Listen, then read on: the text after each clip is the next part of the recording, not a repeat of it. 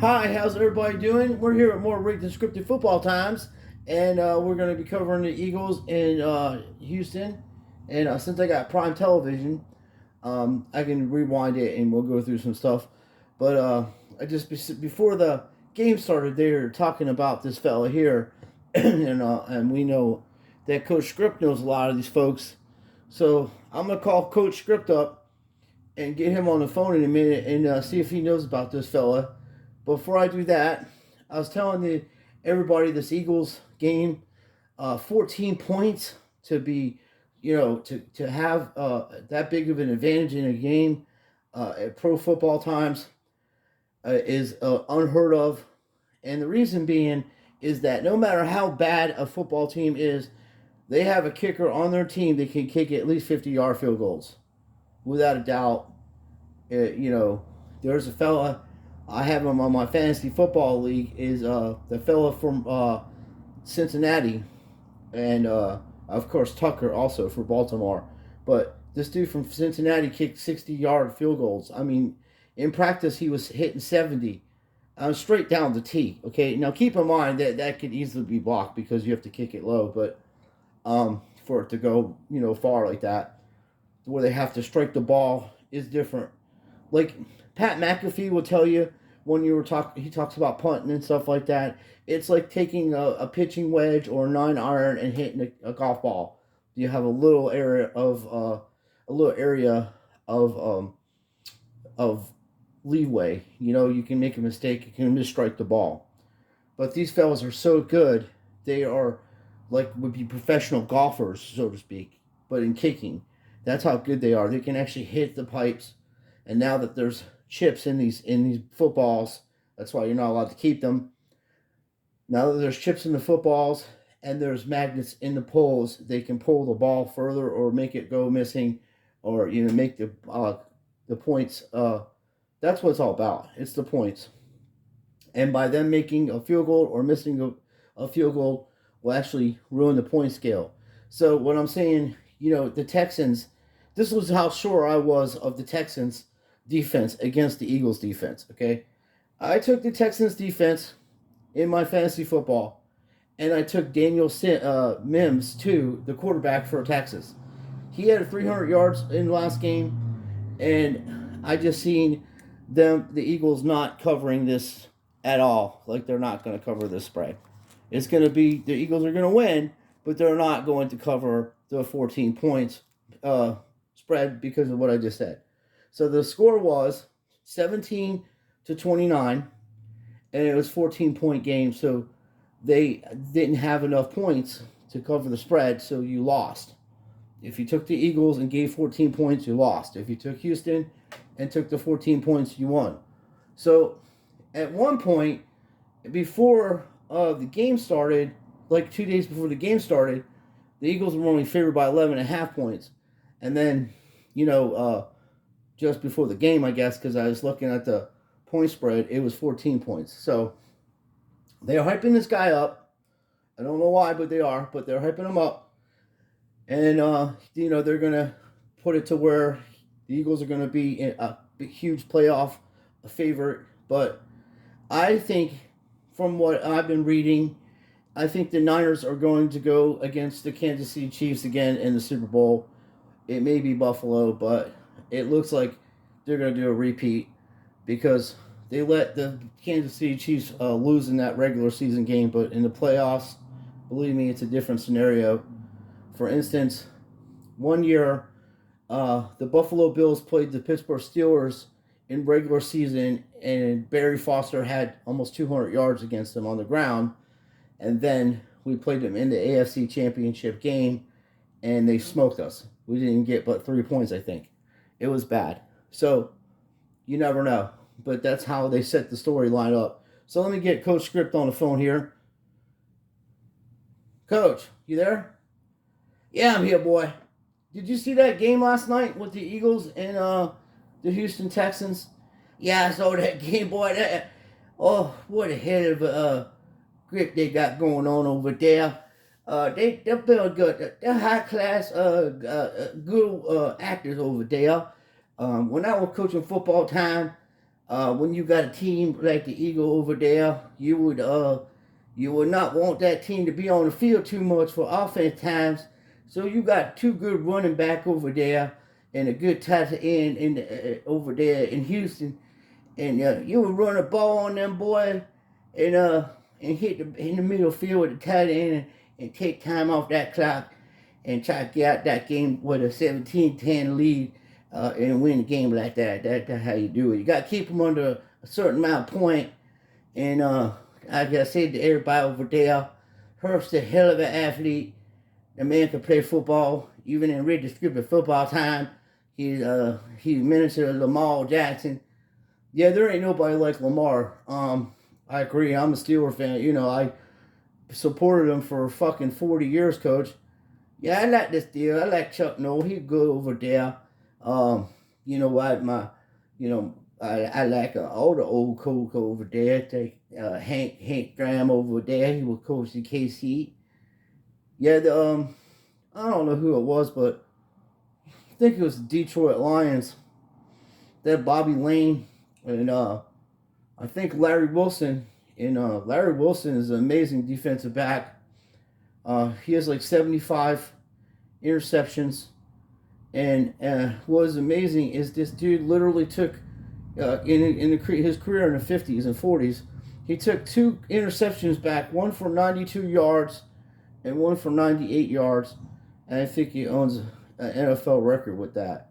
So they used to play that kind of defense back there, even in, old-time ways, Coach.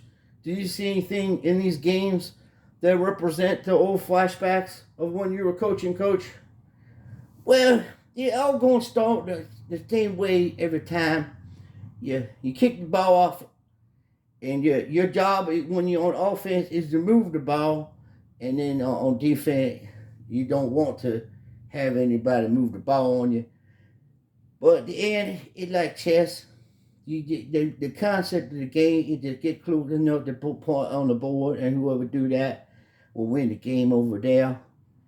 Don't have to be pretty. You can win 2-0. You can win 3-0. You know, back in the old day before they started patting the ball over there in Notre Dame, people run the option like Tom Osborne in 1990 with that offense. I love over there the Tom Osborne offense. Boy, I put you to sleep over there. Yeah, Coach. I think it was 1988, and the University of Miami played Tom Osborne Nebraska offense, and oh my goodness, I think they beat them 65 or 55-3.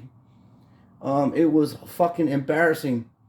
I've never seen a defense dominate an offense so badly. So yeah, that was the kind of style of offense they ran back in the day until Newt Rodney started passing the ball in Notre Dame, and obviously it made spectacular football in the 50s with the Flying Dutchman and guys of that era. But do you know this fellow here, Nick Sirianni, for the Eagles, Coach?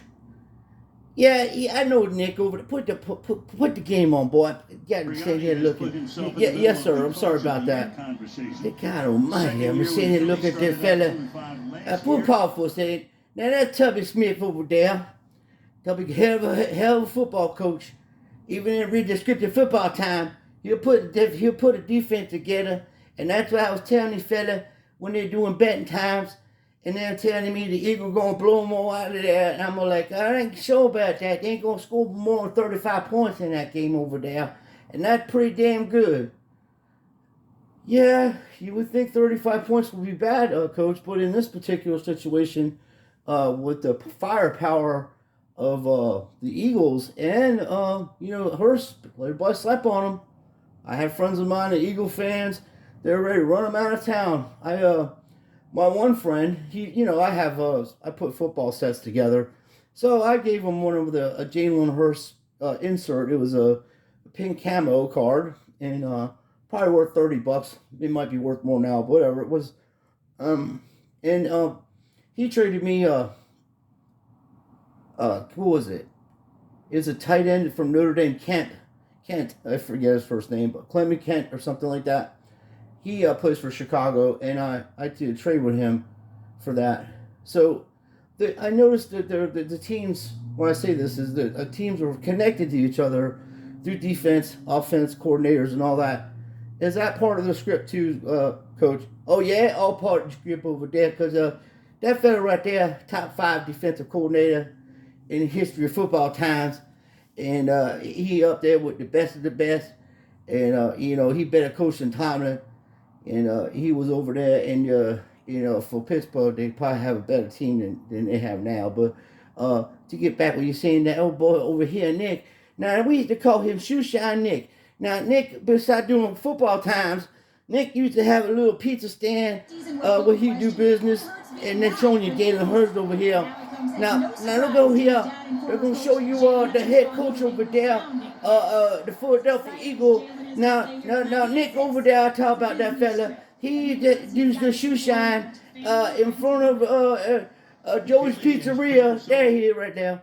He do shoe shine times, and he charge you $3 for shoe shine time, and and then they give you 50 cents off of a pizza slice. So there's a nice little grift going on over there in Philadelphia, what they would do with pizza times in front of Joey's Pizza Place, and then Nick would do shoe shine times before he got the job as the Philadelphia Eagles coach over there. Because it's all rate descriptive, folks. You literally can pull people out the stadium to coach your team over there. Oh my God, Coach. Oh my goodness. Okay, we'll get to the stuff here. So we want to get to the part where we're playing, because we've been talking and Coach gets into these stories. So we see a kickoff.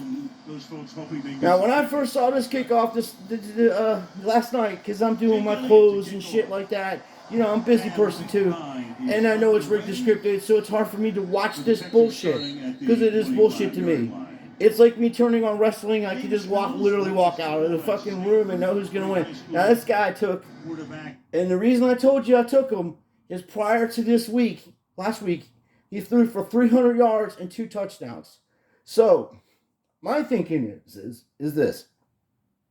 He's going to get in trouble with the Eagles defense. He may throw 2 interceptions, but he's going to run for 2. He's going to throw for 2 touchdowns. And he's going to run for a touchdown, so I would get points for him, you know what I mean? And nobody's picking him up, and I'm just sitting my other guy. So, plus I have Lamar in about 4 of my other fantasy ones, and I do pretty well with him. And I took, I got Tyreek Hill in almost all my league. That's like the first guys I pick. And Kelsey, guys that get points, and then after that, you just go from team to team, and every team will give you a guy. There'll be a guy on that team that will have 30 points that week. I mean, you just got to find them and do research. And this guy and their defense, I did take their defense in one of the leagues, but I got the Panthers defense against Cincinnati for the same reason. In Georgia, so look, his stats are pretty decent. I mean, considering, it's rate descriptive football times, so I don't really know how good he is. Even though his home record over the past 2 seasons. So they'll even let you know that his dude's got an arm. They won't let you know that he has an arm. So you see here, it already started with them holding inside. See, this is the thing. I want to show you something. See how this dude's got a whole handful of that guy's jersey? Now, when you're taught to do defense, your job is, what you want to do is get this guy's hands inside. I know it sounds weird. You want to get him inside so you can push him over. When you push both the hands together, you'll push past him. It doesn't matter how strong he is, because if he's pushing forward, you're going to make him use his own weight against him. It's like Aikido shit. They learned to do that in the 60s and 50s when they started blocking like this. These people have been doing this for a while. Now, he's coming down, which is a good hit. And this is why, one of the dangers of being a defensive player in nowadays times is because you have to watch your helmet, and you can actually break your fucking shoulder or, your neck the way they have you playing, because you're not allowed to use your helmet. And a lot of people will do the worst thing you can do is bend your head down all the way. You don't want to do that. You want to look and see always where you're tackling every time, every level. You look forward. Never bend your head down. And even when the ball is fumbled, you look up to make sure people aren't diving. You know, it's things that you have to learn when you play Pee Wee football. But he's holding the ball pretty well. Every one of them have gloves. And then this, like I say, they're letting this part right here is a dead giveaway because that's holding. You know, literally you see that. And then, don't tell me it happens so fast. It doesn't happen so fast. You see, Jesus, have mercy. Sorry, I hit the wrong button. I'm using an actual fucking PlayStation thing and prime time bullshit here. So you have to bear with me for a second. My laptop's gone. That's why I can't do the contest. I took my laptop to the thing and it got fucking rained out, and now the place is closed and I can't get my laptop to do my giveaway. So basically what I'm saying is the same thing. He has a strong arm. They're telling you he has a strong arm. You've seen the running and holding and stuff going on the offensive line.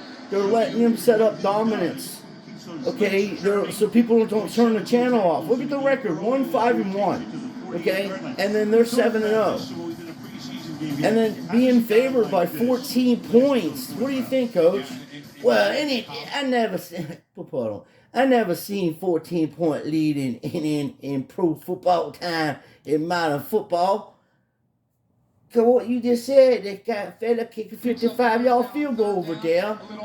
Now look at here, no play, no defense over there. That let the man run down the field. And he wasn't a work receiver in football time, but with that man in the glove, he's a hell of a receiver. He was cut by Indiana. They couldn't catch the football over there. Had one good season in 2019. That's Philip Dorsett over there. He went to the Steelers, Coach. Yeah, he went to Pittsburgh. He couldn't fit a roster over there because he can't catch the ball. He fumbled ball time. And drop the ball every time, throw the ball to him right in the hand and drop the ball every time. I know, Coach, it's ridiculous. I saw it. What the hell he doing out there? I told him to stop playing football time and go get himself a nice job over there at the candy factory making candies for people because he's not good at football time. But here he is playing football time and really skipping football time for Houston. I know, Coach. By the speed and the play call. Watch the gloves. Even with the gloves, he's almost dropped it, Coach. Oh, yeah, them gloves, they helped this fella start a career over there. Now, I would say if you was to make gloves illegal in the NFL, that none of these catches would go down like that. I would say you're right. First and goal, tight end, maybe, you know. There goes this. Look, since they're letting them hold, you know. Now, I did not take their running back. I went and took the kid from Carolina. He's been in the league for like 5 years, and people are just now realizing he's a good running back. What the hell's his name? Deontay something. I forget. And he's a good running back, and you're going to see him put some yards. The only blowout game that's going to be this week, in my opinion, is Kansas City is going to wipe the fucking map with Tennessee. They're one-dimensional, and you key in on Henry, and it's just one-dimensional, you know. And they have good receivers, but they'll have a lot of injuries, and they're going to show you that Kansas City and Buffalo are the best teams in the NFL. Which I hate to be the bearer of bad news, the Buffalo Bills will never win a Super Bowl. You can guarantee it. They're one of them teams that's never going to win a Super Bowl. The NFL hates them. I don't know why. They should have won a Super Bowl years ago. And in my opinion, the 4 Super Bowl championship teams they had is better than the team they have now. Just my opinion. All-round receivers. We have one good receiver. And if, I will change my perspective on the receiving core compared to the ones in the Super Bowl if you guys land Odell Beckham Jr., which looks like that's going to be a sure thing. So they will have quite an explosive offense. 1.5. Well, you watch these guys last Sunday, they couldn't do anything. Now, Coach, sometimes these fellows will let you in on what's going on. Oh, yeah, that. Al Michael forget he calling a game over there, and he'll tell you what's going to happen before it happen over there. Tony Romo will tell you that he actually tell you the complete score of the game before it even hits over. Damn, what I tell you, you get a bet in real quick, like. Yes, sir. Yes, you can.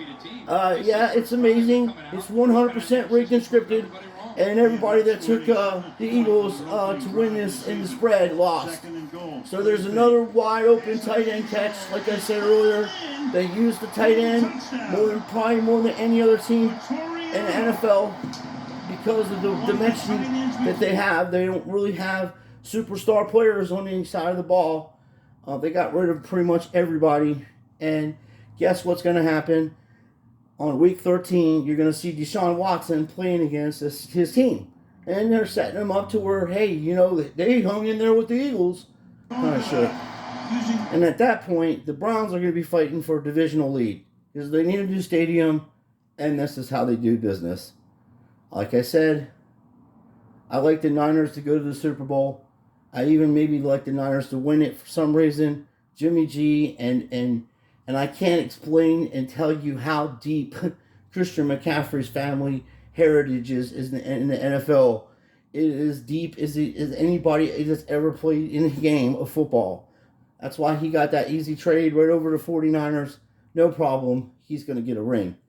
They're going to set him up just like his dad, Ed McCaffrey. He's going to get rings. There's certain guys. My man over there, Lobo, calls him Monarch athletes. He does research on that. He has a good channel. He'll let you know how that works out. And then his friend does stuff too. I don't remember his name, but they make music together also, so they're good. And as I said, my other friend, Bill Red Pill Bill, he does a commentary on the stock market and stuff like that. It's all rigged. It's all connected. It's all the same thing, you know. What do you think about that, Coach? Well, politics and football been together since a long time, son. You know, even Gerald Ford, we had the Secret Service trying to get football score because he betting on Michigan because he played ball over there. Yeah, I know, Coach. I read stories about that. Yeah, he did football time for the Wolverines, and then he was doing a good old time over there. He's a good player, and a couple of them senators back in the day, they were doing football time and basketball time. A couple of them are Hall of Fame basketball player over there in the Senate. And, you know, been going on for a long time. People would do football time, basketball time, and then they go into politics like Steve Largent did that too over there. You know what I get a kick out of? You know, when I was talking to people about these teams and what they represented, I was trying to explain something to people.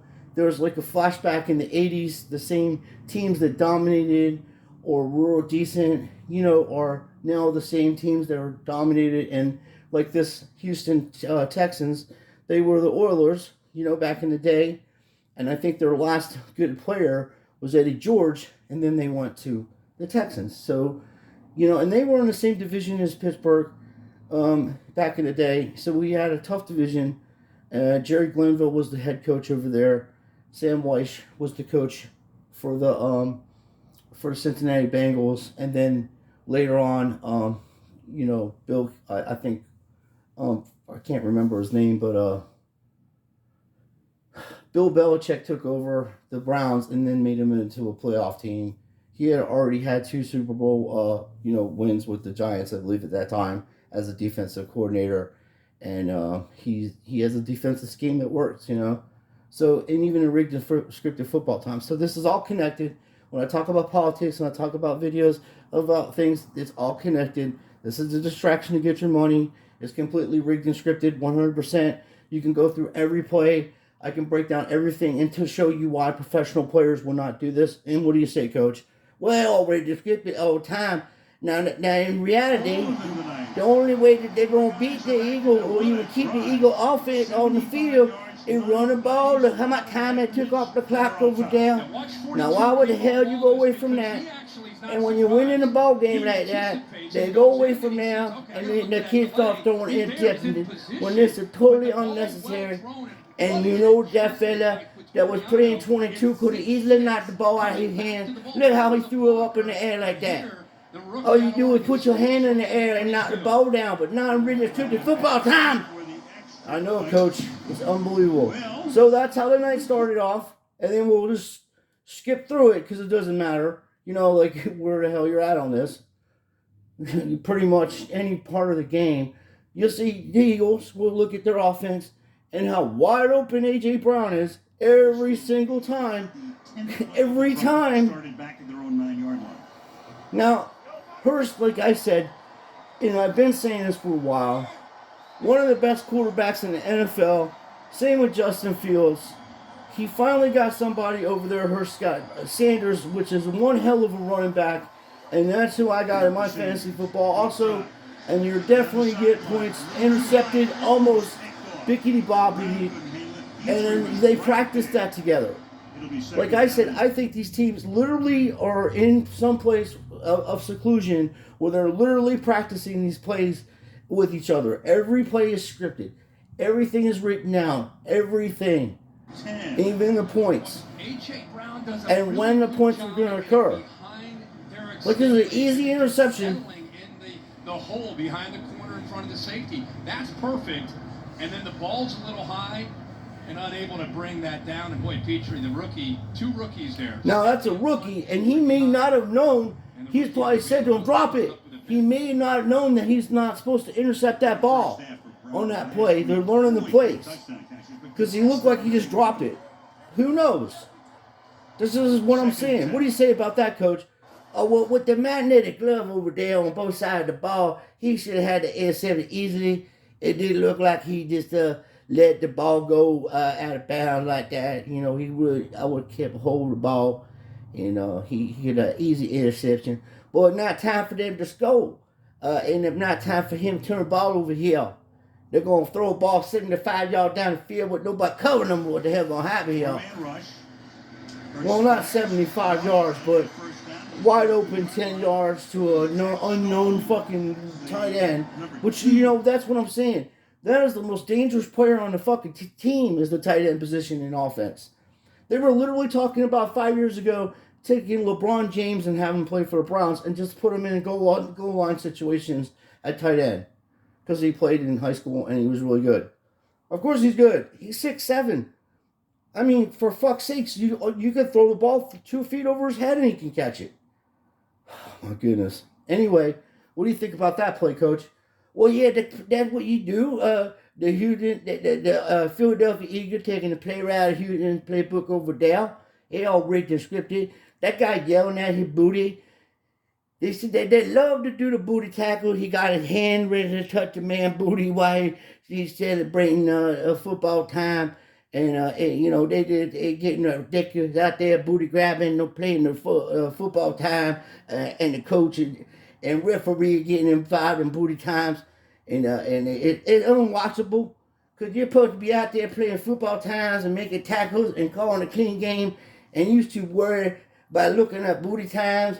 And doing booty grabs and booty tacklings.